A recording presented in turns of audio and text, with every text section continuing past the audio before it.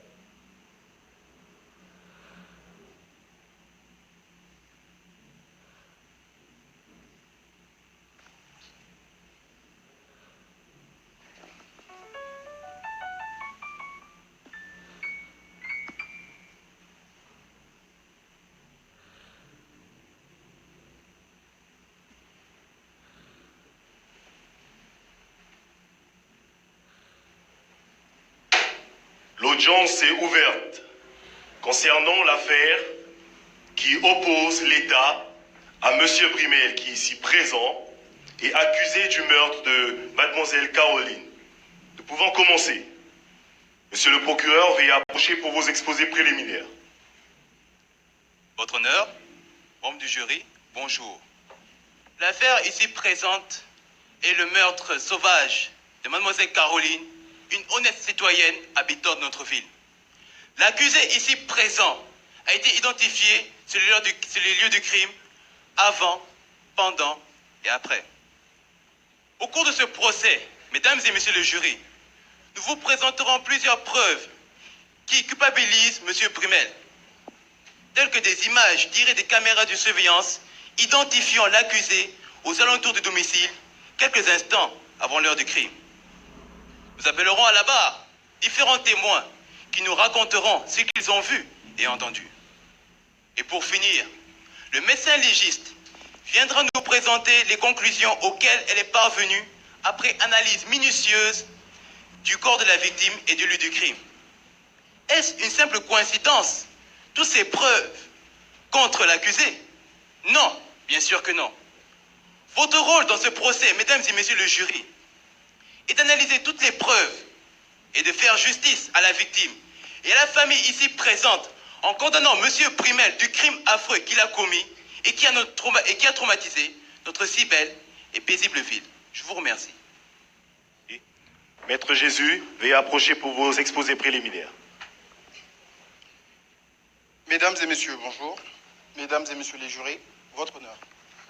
Nous sommes ici rassemblés pour traiter une affaire de cas de vol aggravé. Car oui, il s'agit d'un vol, ayant malheureusement débouché sur un meurtre. Monsieur le procureur ici présent, accompagné de ses deux adjoints, a la ferme intention de faire crucifier cet homme. Il est vrai qu'une personne a perdu la vie. Mais est-ce une raison valable de lever ou de déplacer un tel appareil judiciaire aussi lourd? Je vous demanderai qu'une seule chose, mesdames et messieurs les jurés, c'est d'appliquer la loi, sans perdre de vue le côté humain, sans perdre de vue qu'il s'agit aussi de la vie d'un homme. Merci. Merci, Maître Jésus. Monsieur le procureur, veuillez appeler vos témoins.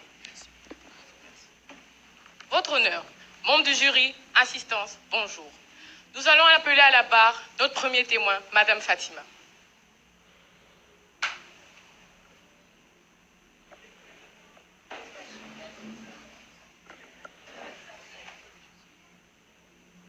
Agent, faites prêter serment aux témoins.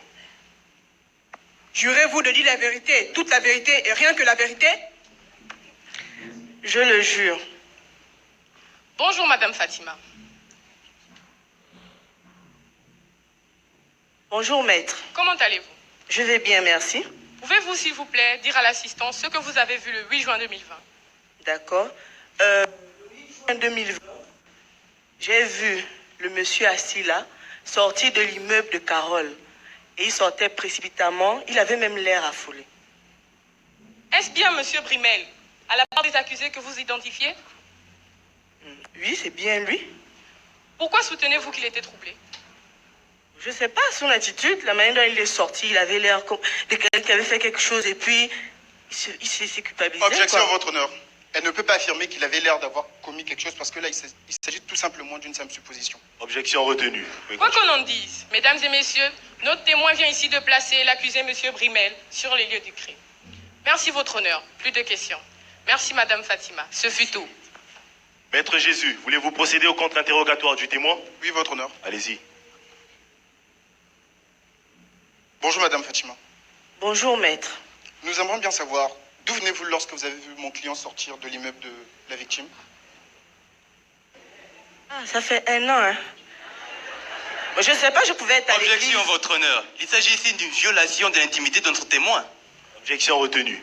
Votre honneur, est-ce le procureur ou son adjoint qui interroge le témoin? Vous avez tout à fait raison, mais néanmoins, nous acceptons l'objection. Je n'ai plus d'autres questions, votre honneur. Si. Madame, vous pouvez regagner votre place. Merci.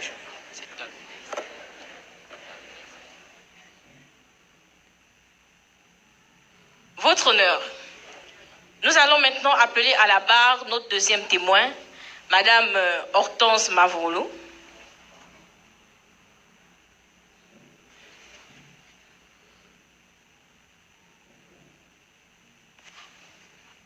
Agent, faites prêter serment au témoin. Jurez-vous de dire la vérité, toute la vérité et rien que la vérité? Est-ce que j'ai quelque chose à cacher?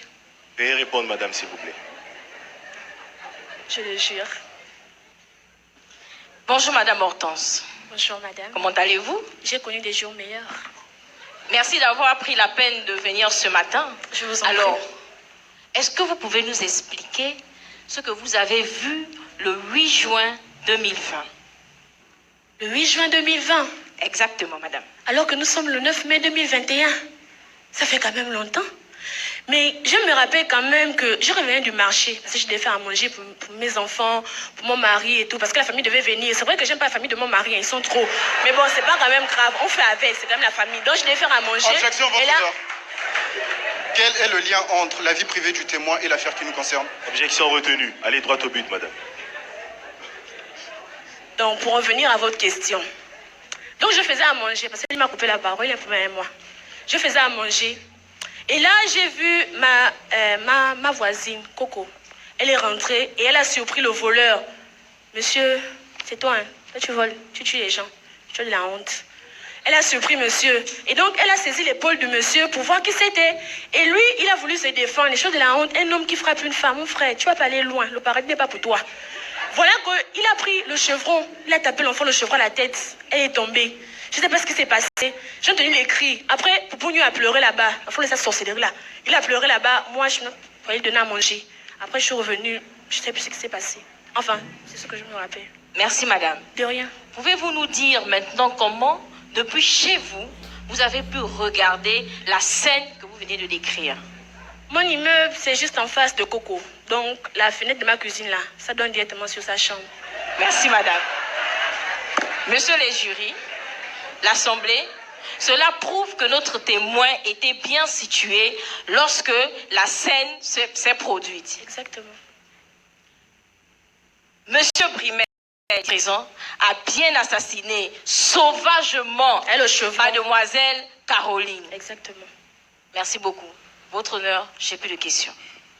Maître Jésus, voulez-vous procéder au contre-interrogatoire du témoin? Oui, votre honneur. Allez-y. Bonjour, madame Hortense. Bonjour, collègue. Comment allez-vous? Ça va très bien. Est-ce vrai que vous êtes bipolaire et que cela fait plus de 2 ans que vous suivez votre traitement? Pardon? Êtes-vous en train de m'insulter? Objection, Votre honneur, je ne tolère pas cela. Je tiens à porter plainte contre ce maître. J'ai Silence! pas... Mais votre honneur, j'ai raison. Monsieur le procureur, veuillez vous maîtriser. Objection, Maître votre Jésus a honneur. raison. Il s'agit ici d'un secret médical entre mon témoin et son docteur. Je suis tout à fait d'accord. Objection rejetée. Je vais écouter la réponse du témoin. J'ai perdu mes médicaments, ça fait 1 an. Vous avez perdu vos médicaments. Exactement. Comment donc votre témoignage peut-il être valable aux yeux de cette cour? Parce que je sais ce que j'ai vu. Je suis parfaitement consciente de ce que j'ai vu. Vous savez ce que vous avez vu? Bien sûr, Objection, Après, vous votre avez perdu honneur. vos médicaments. Vous êtes encore en train de m'insulter? Intimidation de notre témoin. Tout à fait d'accord. Objection retenue. Veuillez passer à une autre question. Je n'ai plus d'autres questions, votre honneur. Merci. Je tiens à veiller à ce que ma plainte soit validée. J'aime pas les bêtises. Madame, veuillez regagner votre place. Je vais fier, merci de noter que madame porte plainte contre la défense. Votre honneur, nous appelons ici à la barre notre troisième témoin, le docteur Sarah Emily.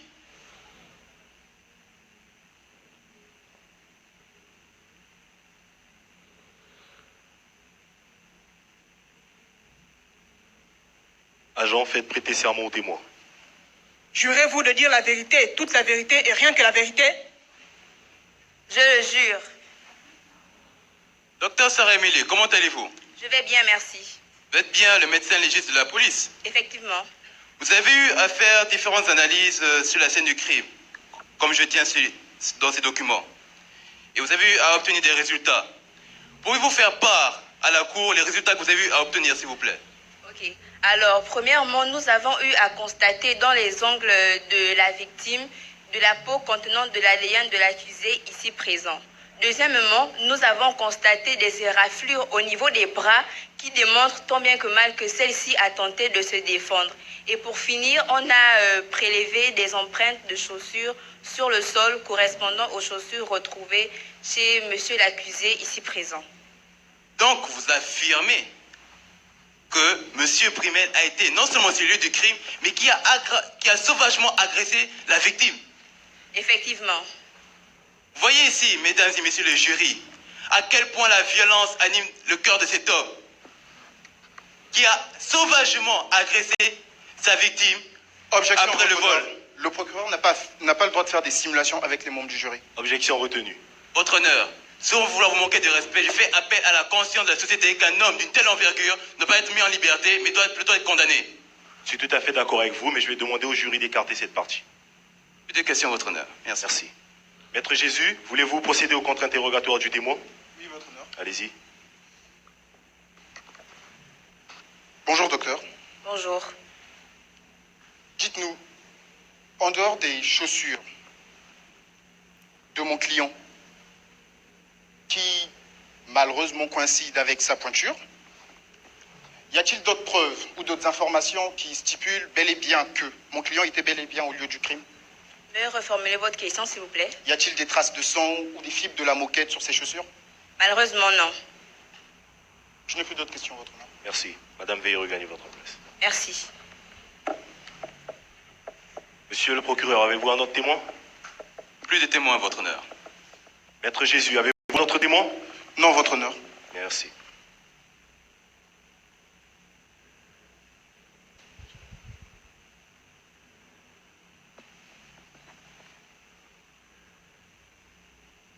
Il s'agit là d'une chose inhabituelle, mais tout à fait légale. Le jury a une question pour les membres du barreau. Allez-y. Votre honneur, le jury souhaiterait écouter la version de l'accusé. Votre honneur, nous ne souhaitons pas faire témoigner l'accusé. Si. Alors, chers membres du jury, je vais vous demander de vous contenter des témoignages qui ont été reçus, parce que l'avocat de la défense a tout à fait son droit de ne pas faire témoigner l'accusé. Monsieur le procureur, avez-vous autre chose à présenter à la cour? Non, votre honneur. Maître Jésus, avez-vous autre chose à présenter à la cour? Non, votre honneur. Ok. Votre honneur, puis-je m'approcher? Allez-y.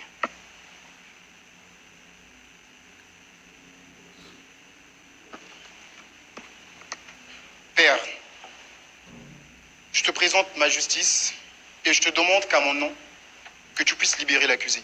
Ça, je ne suis pas d'accord. C'est un scandale. C'est un assassin. Je ne suis pas d'accord avec cela. Il a plus Silence ou je libère la salle. Monsieur le procureur, veuillez vous maîtriser, ainsi que vos collaborateurs, sinon je vous ferai payer une amende de 7 millions. Celui-ci est mon fils bien-aimé, en qui j'ai mis toute mon affection. C'est alors que je ne peux rien lui refuser. Je t'écoute, fils. Père, cet homme est une brebis perdue, qui marche selon les voies de sa chair. Tu sais ce qui fait battre mon cœur? C'est ramener tous les hommes de toutes les nations vers toi. Je te présente ma croix. Je te présente mon sacrifice éternel. Regarde-le au travers de moi et justifie-le. Entendu. Veuillez regagner votre place.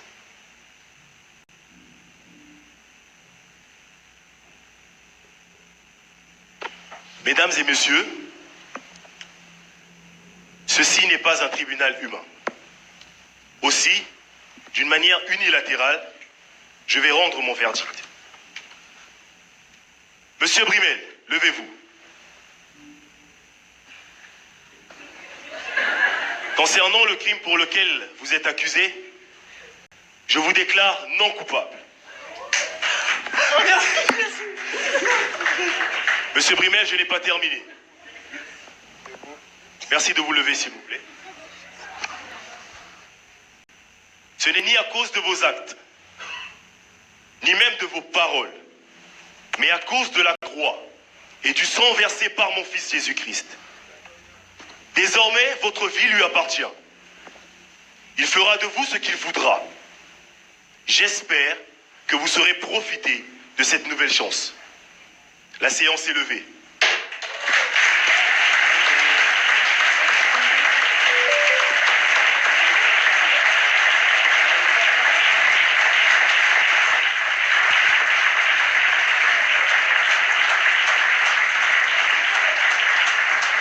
Maître Jésus.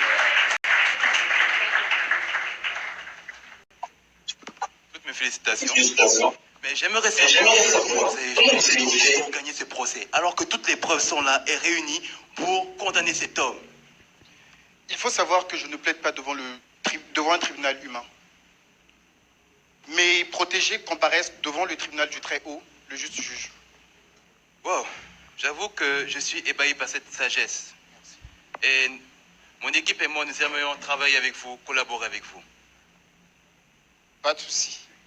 Marcher avec moi, c'est se soucier des âmes perdues.